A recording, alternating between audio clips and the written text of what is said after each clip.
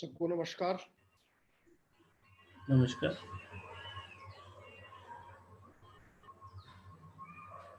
सारी चर्चा हो चुकी है, कुछ कहने के लिए बहुत है नहीं,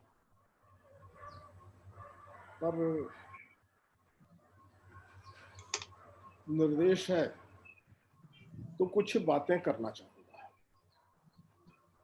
रैशनलिज्म इन इंडियन फिलोसफी, एक तो रैशनलिज्म का जो कॉन्सेप्ट है उसको हमें इंडियन फिलोसफी में ऐसा ही क्यों देखना चाहिए। ये रैशनलिज्म का मॉडल कोई ऐसा मॉडल है क्या कि जिसको खोजा नहीं गया इंडियन फिलोसफी में, तो इंडियन फिलोसफी फिलोसफी नहीं रहेगी। रियलिज्म का ही, रैशनलिज्म छोड़ दीजिए, अगर इम्प्रेसिज्म का ही मॉडल, वो मॉडल जो मॉडल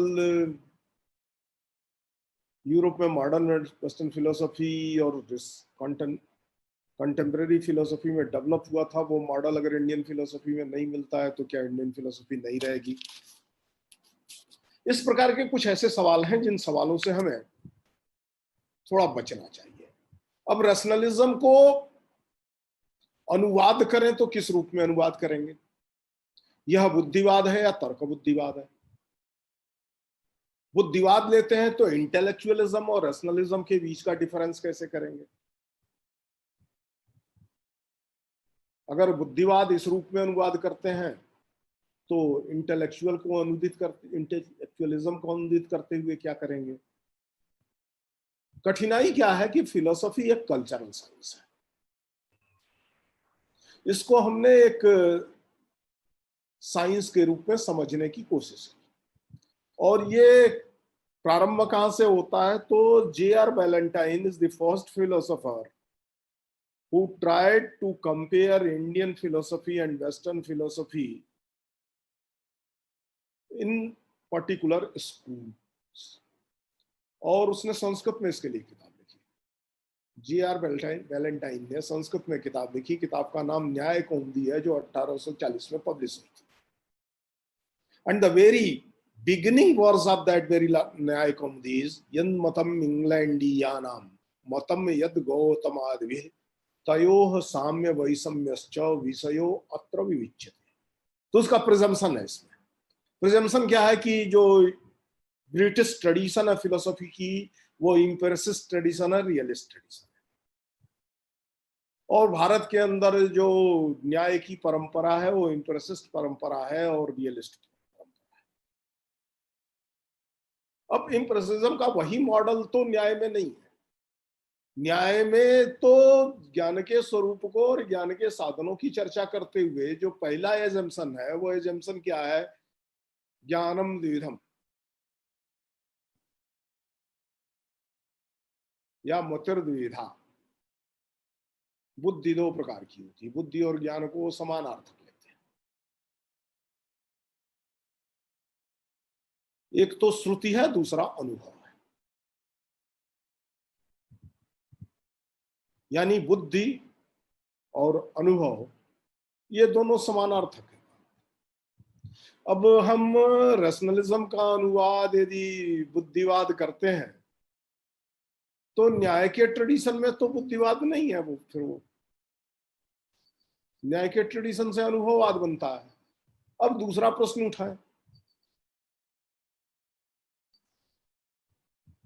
कि रैशनलिज्म की कुछ पहचान बनाई गई, तर्क बुद्धिवाद की को मैं तर्क बुद्धिवाद अनुवाद करूंगा, बुद्धिवाद करने की बजाय तर्क बुद्धिवाद की कुछ पहचान बनाई गई। उस पहचान में सबसे महत्वपूर्ण बात यही थी कि जो युक्ति के आधार पर, तर्क के आधार पर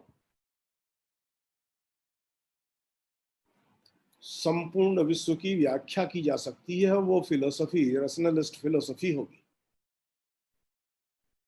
उसमें इंटेलेक्चुअलिज्म हो चाहे नहीं हो, इंटेलेक्चुअल एफर्ट हो चाहे ना हो। अब इस दृष्टि से विचार करें तो फिर न्याय तो तर्क के आधार पर नहीं व्यवस्थापित करता है, उसमें तो वैलिडिटी ऑफ नॉलेज अनुव्यवसाय से आती है, और बुद्धि केवल व्यवसायत्मक होगी, अनुव्यवसायत्मक बुद्धि हो नहीं सकती है।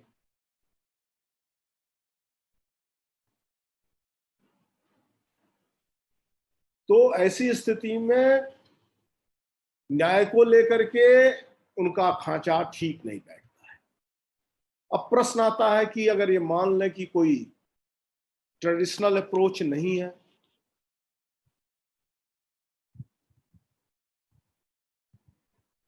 बीच बीच में अगर स्क्रीन शेयरिंग होती रहेगी तो मुझे बड़ी कठिनाई होगी।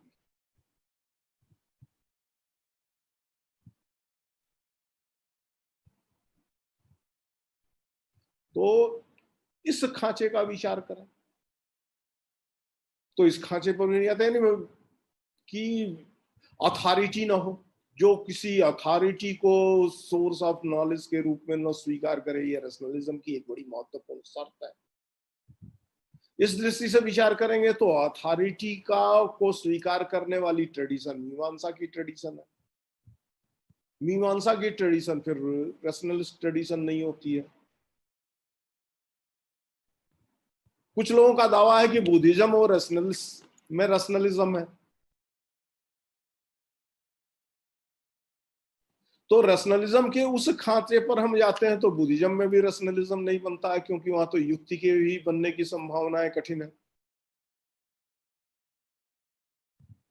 वहां तो क्रिटिकल आइडियलिज्म बन सकता है, क्रिटिकल रियलिज्म बन सकता है, लेकिन रैशनलिज्म के आधार पर नहीं बनेगा।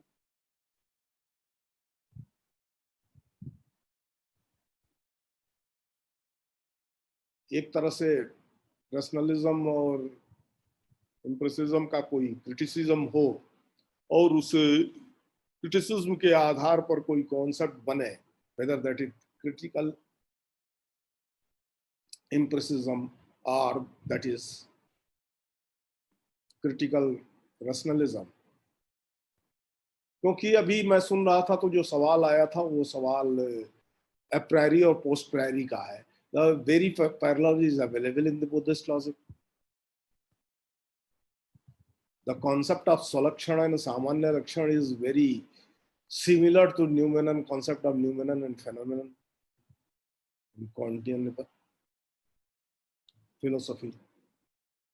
तो इस दृष्टि से जब विचार करते हैं तो कहीं समानांतर दिखाई भी देगा, कहीं समानांतर दिखाई नहीं देगा।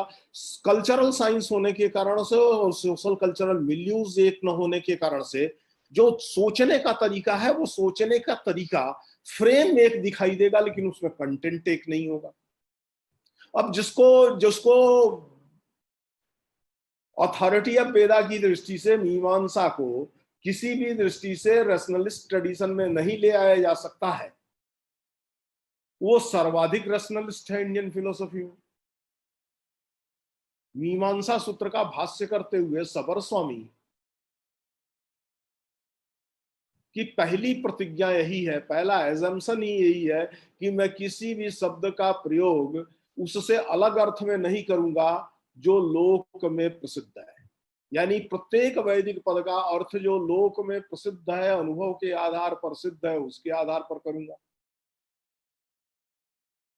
अब पदों के अर्थ यदि लोक के आधार पर होंगे, हमारे वर्ल्डली एक्सपीरियंसेस के आधार पर होंगे, तो वेदों का प्रामाण्य कहाँ से आता है? तो स्वाभाविक वेदों का प्रामाण्य लोक के अनुभव से आता है। लोक के अनुभव का अपलाप करके वेदों का प्रामाण्य नहीं आता। तो इस दृष्टि से अथॉरिटी ऑफ वेदास की दृष्टि से या Vedas as the source of knowledge की दृष्टि से जिसको मीमांसा को स्वीकार किया गया, वह मीमांसा की प्रणाली कम से कम वेस्टर्न अप्रोच जो अथॉरिटी ऑफ और सोर्स ऑफ नॉलेज के रूप में समझने की है, उस दृष्टि से नहीं है। या वर्बल टेस्टिमोनी का कॉन्सेप्ट जो यूरोप का है, वर्बल टेस्टिमोनी का कॉन्सेप्ट जो कॉन्टिनेंटल फिलोसफी में बाद में रिफ्यूट करते हुए डेवलप किया गया, उस ढंग का नहीं है। इस तरह से एक बड़ा चित्र बनता है। तो इसको रैशनलिज्म को अगर समझना है तो रैशनलिज्म सिर्फ साइंटिफिक टेम्पर के आधार पर, फिजिकल साइंस के रूल्स के आधार पर, कॉन्क्रीट साइंसेस, पॉजिटिव साइंसेस के आधार पर इस संसार को व्याख्यायित करना अगर है, तो there is no place of this type of rationalism in philosophy. Philosophy is a intellectual, rational attempt to interpret this world.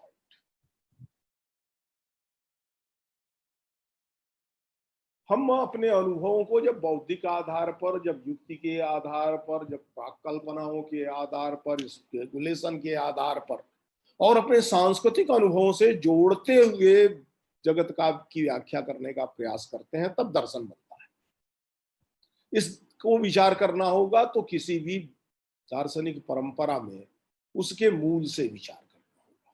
स्वाभाविक है, यूरोप इसी दृष्टि से अपने मूल का विचार करते हुए वो प्री ग्रीक फिलोसफी से अपने कॉन्सेप्ट्स को उठाने और उनके डेवलप होने के तरीके को खोजता है, और जब एक डेवलप्ड फॉर्म ऑफ कॉन्सेप्ट आता है तब वो जाकर के किसी दूसरी परंपरा से उसकी तुलना करने की कोशिश करता है, किसी दूसरे सांस्कृतिक समूह से उसकी तुलना करने की कोशिश करता है। ये एक रास्ता उन्होंने कंपैरेटिव स्टडीज की दृष्टि से बनाया था। इसलिए रैशनलिज्म इन इंडियन फिलोसफी यदि कंपैरेटिव फिलोसफी की दृष्टि से, कंपैरिजन को समझने की दृष्टि से और कंपैरिजन को करते हुए रैशनलिज्म की तलाश की कोशिश है, तो इस दृष्टि से हमें एक फिलियोलॉजिकल स्टडी तो इसकी करनी है। और फिलियोलॉजिकल स्टडी करने के लिए हमें इसके बेसिक्स को देखना। बेसिक्स कहां से है? एक भारतीय दर्शन जिसको ऑर्थोडॉक्स दर्शन के रूप में हम कहते हैं, हम आस्तिक दर्शन के रूप में कहते हैं, वेद ब्राह्मण्यवादी दर्शन के रूप में कहते हैं, वो अपने मूल को वेद में तलाशते हैं।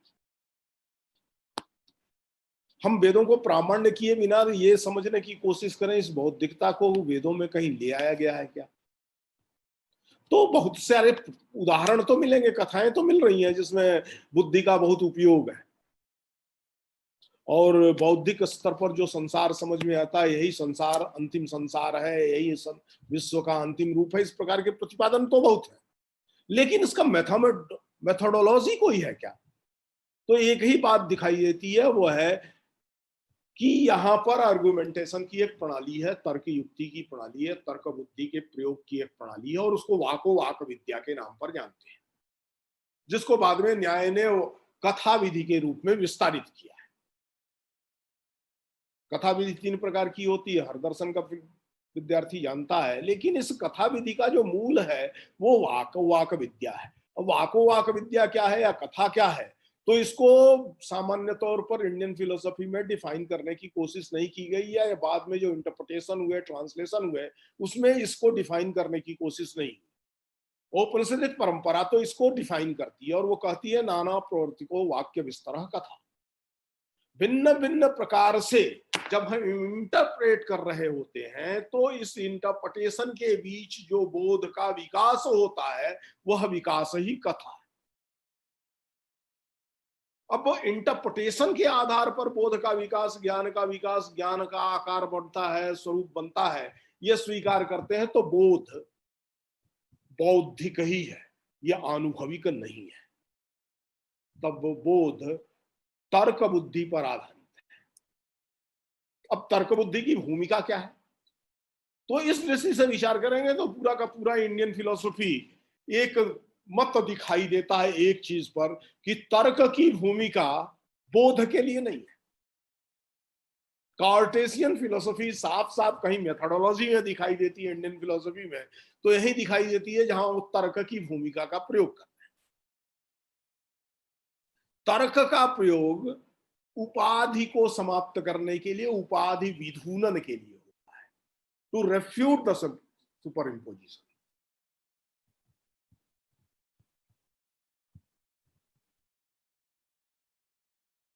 तो अब सुपर इम्पोजिशंस को हटाना है, सुपर इम्पोजिशंस को खत्म करना है। जो आवरण है, अविद्याजन आवरण हो या संस्कारजन आवरण हो, इनको खत्म करना है। इसके लिए तर्क की जरूरत है, यानी अनुभव से बनने वाले संस्कार और अनुभव से बनने वाले अविद्याजन्य बोध, इनको समाप्त करने की दृष्टि से मात्र तर्क की भूमिका है। तर्क की का कार्य, तर्क बुद्धि का कार्य यहीं पर आकर के समाप्त हो जाता है, और ज्ञान तो स्वतः फिर उत्पन्न हो जाता है। तो इन्नेट आइडियाज का, प्रातिभ ज्ञान का जो सिद्धांत है, जो रैशनलिज्म के प्रारंभ में कार्टेशियन मेथोडोलॉजी में उभर करके आता है, वो न्याय और मीमांसा दोनों में एक समान पूरा के पूरे रैशनलिज्म का आधार परसेप्शन है और परसेप्शन के आधार पर होने वाला इन्फरेंस है। परसेप्शन कैसे बनता है इसका विचार जिस प्रकार से रैशनलिज्म में होता है और जिस प्रकार से भारतीय परंपरा में हुआ है, इनके स्वरूप को समझने की जरूरत।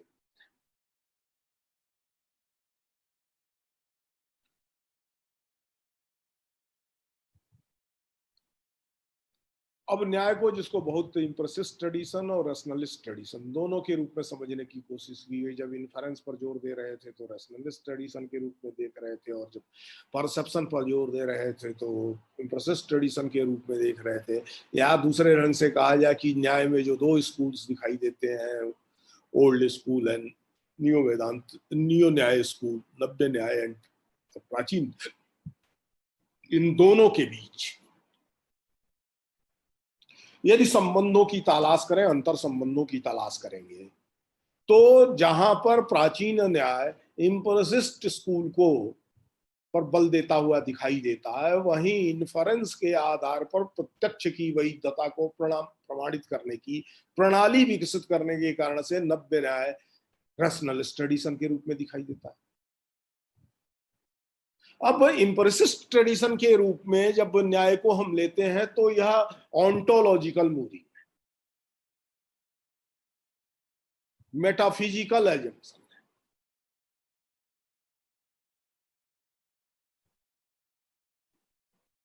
और यह भारतीय परंपरा के विरुद्ध है।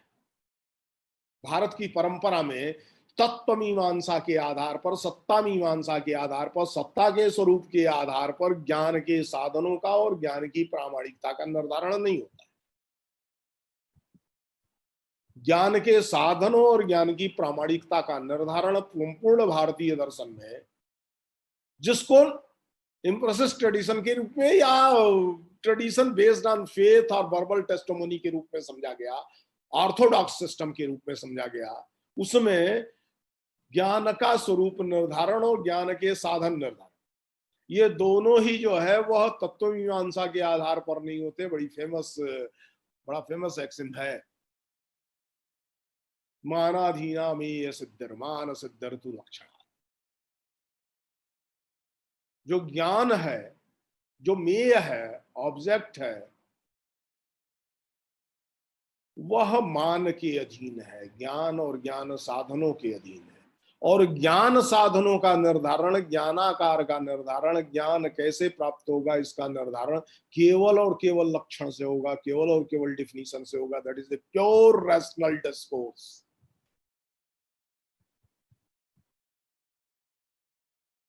अब इस मूल पर विचार किए बिना वर्बल टेस्टिमोनी को एक आधार बना करके और पूरे के पूरे ऑर्थोडॉक्स सिस्टम में यह मान लिया कि यहाँ रैशनलिज्म के लिए कोई जगह नहीं। फिलोसफी इससे ठीक उल्टा कहती है। वर्बल टेस्टिमोनी को आधार बना करके ऑन्टोलॉजिकल बातें की जा सकती हैं, लेकिन जहां तक ज्ञान का प्रश्न है और ज्ञान की वैधता का प्रश्न है, फॉर्म ऑफ नॉलेज का प्रश्न है, वैलिडिटी ऑफ नॉलेज का प्रश्न है, लिमिट ऑफ नॉलेज का प्रश्न है, तो यह प्रश्न किसी भी स्थिति में भारतीय परंपरा में अनुभवाश्रित नहीं है, अपितु तर्क बुद्धियाश्रित है। वो तर्क बुद्धि ही है जिसके आधार पर ज्ञान के साधन, ज्ञान के स्वरूप, ज्ञान की प्रामाणिकता और ज्ञान की सीमा, यानी प्रमा, प्रमाण और प्रामाण्य, इन तीनों का विचार संभव है।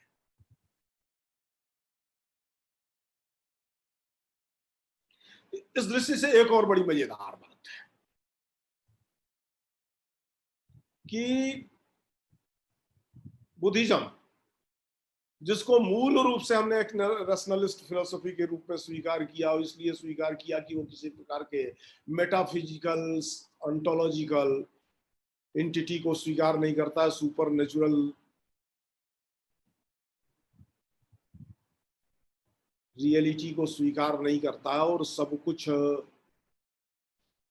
इस जगत में तर्क बुद्धि के द्वारा ज्ञेय मानता है। वो ज्ञान को क्या मानता है? जब तक ज्ञान का स्वरूप नहीं स्पष्ट होता है तब तक ये बात समझ में नहीं आएगी। और ज्ञान को किस रूप में मानता है बुद्धिजन?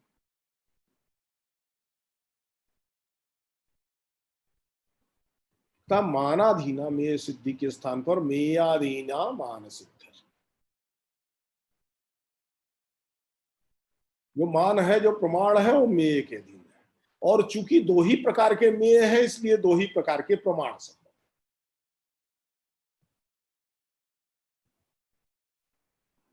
दो प्रकार के ये कौन से हैं? तो एक तो स्वलक्षण है और एक सामान्य लक्षण है। स्वलक्षण is quite unknown and unknowable. One cannot know the swalakshana, what is the reality in itself. We cannot know the thing themselves. हम जानते क्या है? हम तो अध्यस्त ज्ञान को जानते हैं। हमारा सारा का सारा ज्ञान अनुमान आधारित है।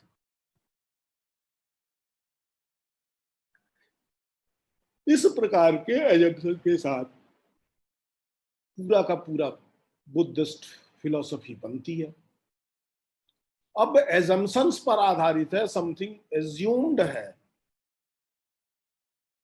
तो व्याप्ति कैसे बनेगी? किसी भी स्थिति में सब्जेक्ट प्रेडिकेट रिलेशन कैसे बनेगा?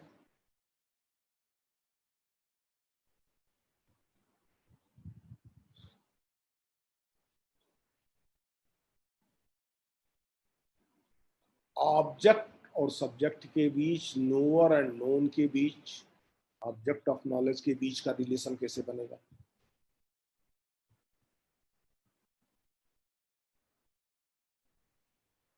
और इसमें किसी प्रकार के रेशनल डिस्कोर्स के लिए कोई जगह नहीं है, क्योंकि रेशनल डिस्कोर्स के जो आधार हैं वो शब्द हैं। शब्द क्या है? अनुमान है। अनुमान कैसे होता है? तो वह बुद्धि के विकल्पों के आधार पर होता है। बुद्धि का स्वरूप ही ऐसा है।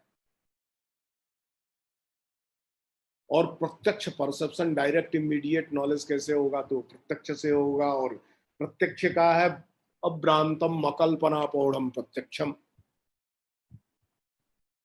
जिसमें विकल्पों का प्रयोग नहीं है, कैटेगरीज का प्रयोग नहीं हुआ है।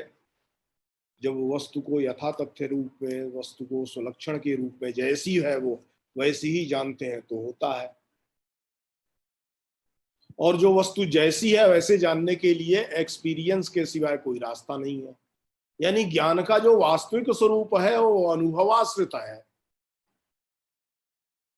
इंपिरिकल है, रैशनल नहीं है। ये तो उल्टी स्थितियां बन रही हैं। सारा का सारा ज्ञान का फॉर्म जहां ऑर्थोडॉक्स सिस्टम में वह रैशनल डिस्कोर्स से बनता है, हेटेरोडॉक्स सिस्टम में वो इंपिरिकल डिस्कोर्स है।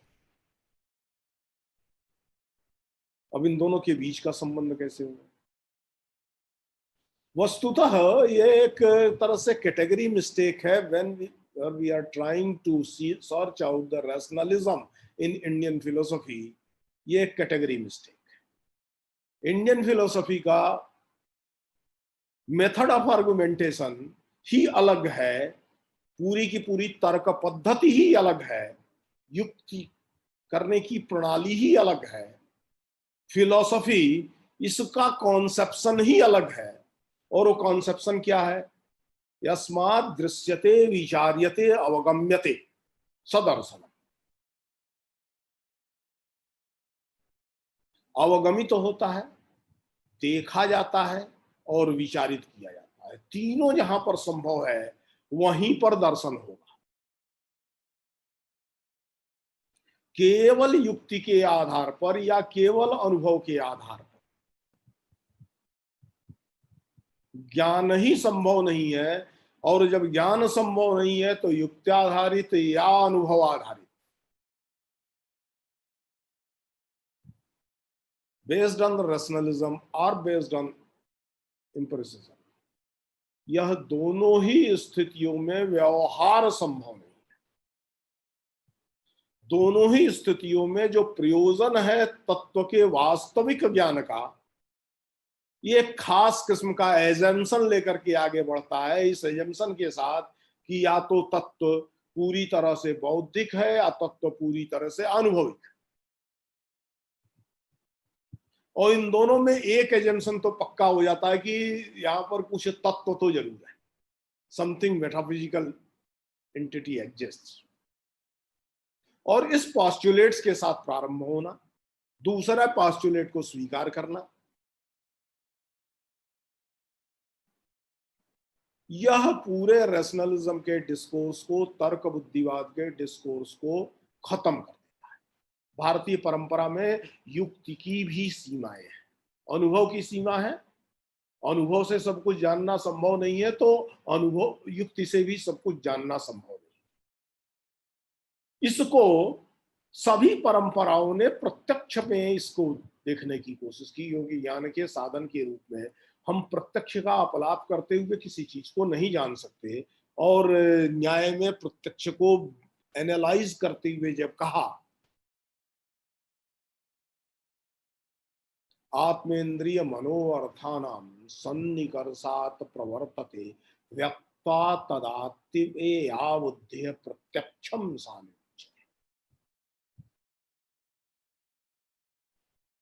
विषय का इंद्रिय के साथ, इंद्रिय का मन के साथ, मन का बुद्धि के साथ और बुद्धि का आत्मा के साथ जो योग होता है, उससे बुद्धि के, जो बुद्धि अभिव्यक्त होती है, जो ज्ञान अभिव्यक्त होता है,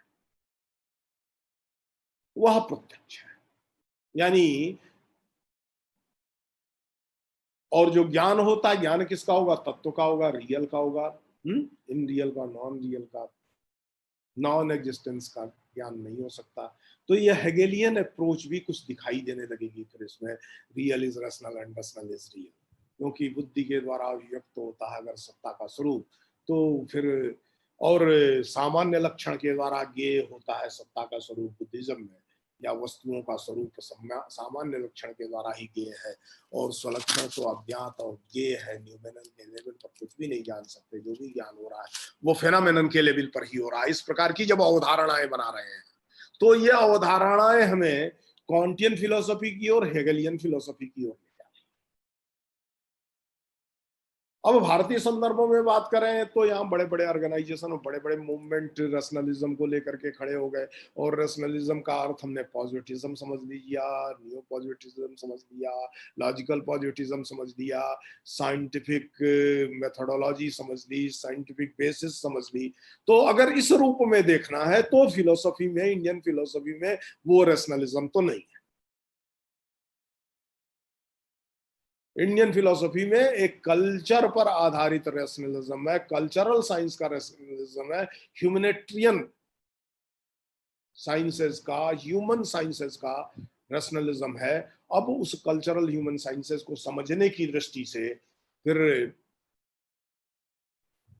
योग के अंदर भी दिखाई देगा कि वहां भी 5 प्रकार की जो वृत्तियां हैं, बुद्धि जिन 5 प्रकार से गतिविधि करता है, उसी के आधार पर ज्ञान की रचना बनती है। जिन 2 परंपराओं को बहुत मजबूत रूप से कहा गया कि ये वर्बल टेस्टिमोनी है, इसलिए इसमें तर्क बुद्धिवाद के लिए जगह नहीं है, वो दोनों परंपराएं कैसी हैं? तो एक परंपरा का आचार्य इस प्रतिज्ञा के साथ सारा इंटरप्रिटेशन ही फिलोसफी का प्रारंभ करता है कि जो संसार में जो शब्द जिस अर्थ में प्रयुक्त है उससे अतिरिक्त कोई अर्थ कल्पित ही नहीं करूंगा। तो दूसरी तरफ जो उत्तर मीमांसा का निकष वेदांत है, उस वेदांत में भी अनुभव को कितना महत्व देते हुए कह रहे हैं, नहीं श्रुति शास्त्रेणापि अग्नि शीतम कर तुम सकते थे। 100 श्रुतियां मिलकर के भी आग को शीतल नहीं कर सकती। दुनिया में कहीं फिलोसॉफिकल रैशनल एफर्ट दिखाई देगा, how to interpret philosophy, how to interpret the knowledge, how to interpret understand the validity of knowledge. इसको फिलोसॉफिकल दृष्टि से, बौद्धिक दृष्टि से, तर्क बुद्धिवाद के आधार पर, तर्क बौद्धिक व्याख्या के आधार पर समझना हो, तो जो शंकर का अध्यास भाष्य है, उस अध्यास भाष्य से बेहतर इंटरप्रिटेशन कोई नहीं होता है, जिसमें कोई श्रुति प्रमाण वो नहीं स्वीकार करते हैं, बल्कि श्रुतियों की सीमा मर्यादा देते हैं। शंकर तो यहां तक सर्व प्रमाण प्रमेय व्यवहारादीना लौकिका वैदिकाश्च।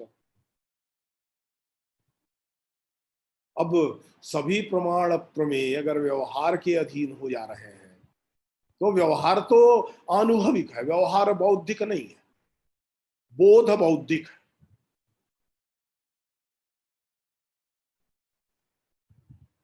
तो वर्बल टेस्टमनी के लिए कोई जगह वहां पर अल्टीमेटली नहीं बनती है। नहीं श्रुति शास्त्रेणापि अग्नि शीतम कर तुम सकते थे, 100 वेद मिलकर के भी आग को ठंडा नहीं घोषित कर सकते हैं। Limitation of the verbal testimony है, वर्बल टेस्टमनी को एक्सेप्ट भी करना है और वर्बल टेस्टमनी की लिमिटेशंस भी बतानी है। सिर्फ संसार के संबंध में, व्यवहार के संबंध में, हमारे कार्य व्यवहार के संबंध में, मूल्यों के संबंध में श्रुति का प्रामाण्य नहीं है। श्रुति का प्रामाण्य सिर्फ इनफाइनाइट रिग्रेस को, लॉजिकल फैलिसी को बचाने के लिए है कि जगत कारणत्व में पहले मुर्गी हुआ कि अंडा हुआ। इसको, इस बहस में हमारी ज्ञान की प्रक्रिया कहीं ध्वस्त न हो जाए और इसके लिए कुछ न कुछ एजम्पशंस की, पोस्टुलेट्स की, प्रीसपोजिशंस की जरूरत पड़ती है। और इसलिए वर्बल टेस्टिमोनी को सृष्टि कारणत्व के संबंध में, ओरिजिन ऑफ दिस वर्ल्ड के संदर्भ में ऑन्टोलॉजिकली वैलिड सोर्स ऑफ नॉलेज के रूप में स्वीकार किया गया है।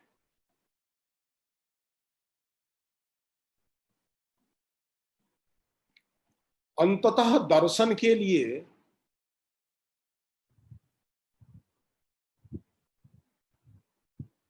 विचार करें तो स्पिरिचुअल जो डोमेन है उसमें भी बुद्धि की आत्मा श्रोतव्यो मंतव्यो निधिध्यासितव्यो। यदि केवल वर्बल टेस्टिमनी के आधार पर होता, केवल फेथ के आधार पर होता, तो मंतव्यो कैसे होगा, मनन कैसे संभव है? मनन तो विश्लेषण है, मनन तो यौक्तिक प्रक्रिया है, तर्क बुद्धि का उपयोग है। तर्क बुद्धि के उपयोग के सिवाय मनन और किसी भी ढंग से नहीं है। फिर तो श्रवण से ही, सुनने के साथ ही आदेश हो गया, कमांड्स हो गए, तो उसके बाद तदवत आचरण करना होता। इसलिए संपूर्ण भारतीय परंपरा में दर्शन का विकास जिस बात के लिए है वह मनुष्य के आचरण को तर्क बुद्धि के आधार पर, यौक्तिकता के आधार पर परीक्षित करते हुए किम करणीयम, क्या करने योग्य है, क्या शुभ है, इसके निर्धारण के लिए है। अतः भारतीय दर्शनों का जो मूल स्वभाव है, मूल स्वर है, वह मूल स्वभाव और मूल स्वर तर्क बुद्धिवाद का है, वो रैशनलिज्म का है। बहुत रैशनल अप्रोच ही सर्वत्र दिखाई देती है। वाको वाक विद्या से प्रारंभ करते हुए, जिसकी चर्चा नमिता ने भी की थी, नमिता जी ने भी, वह कि आन्वीक्षिकी दर्शन के रूप में प्रथमतया आन्वीक्षिकी का ग्रहण होता है। अनुवीक्षण, जो देखा जा चुका है, जिसका अनुभव किया जा चुका है, वहीं रुकना नहीं है, उसको फिर से देखना है, बुद्धि के आधार पर देखना है, युक्ति के आधार पर देखना है, परीक्षण के आधार पर देखना है।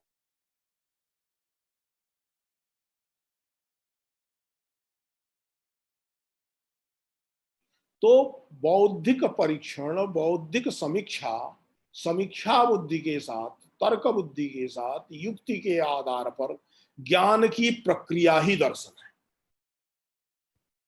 ये न तो रिलीजन है, न तो फेथ सिस्टम है। भारतीय दर्शनों को रिलीजन और फेथ सिस्टम के साथ जोड़ करके इनके निहितार्थों को ही और इनके प्रयोजन को ही नष्ट किया जाता है। और इस रूप में ऑर्थोडॉक्स सिस्टम वह फेथ पर आधारित है और हेट्रोडॉक्स सिस्टम ये तर्क बुद्धि पर आधारित है, युक्तिमत्ता पर आधारित है, बौद्धिकता पर आधारित है। इस प्रकार का जो विभाजन बनाने की कोशिश की गई, दार्शनिक विश्लेषण की दृष्टि से ये दोनों ही तर्क कहीं खरे नहीं उतरते हैं, क्योंकि दर्शन का मूल कार्य ज्ञान के साधन, ज्ञान की सीमा, ज्ञान के स्वरूप, इनकी परीक्षा करना है। और यह एकमात्र परीक्षा का शास्त्र है, और परीक्षा केवल और केवल युक्ति की प्रक्रिया है, बौद्धिक प्रक्रिया है। इसलिए मूल रूप से भारतीय दर्शनों का मूल स्वर बौद्धिकता का है। इस अनुरोध के साथ मैं अपनी बात को समाप्त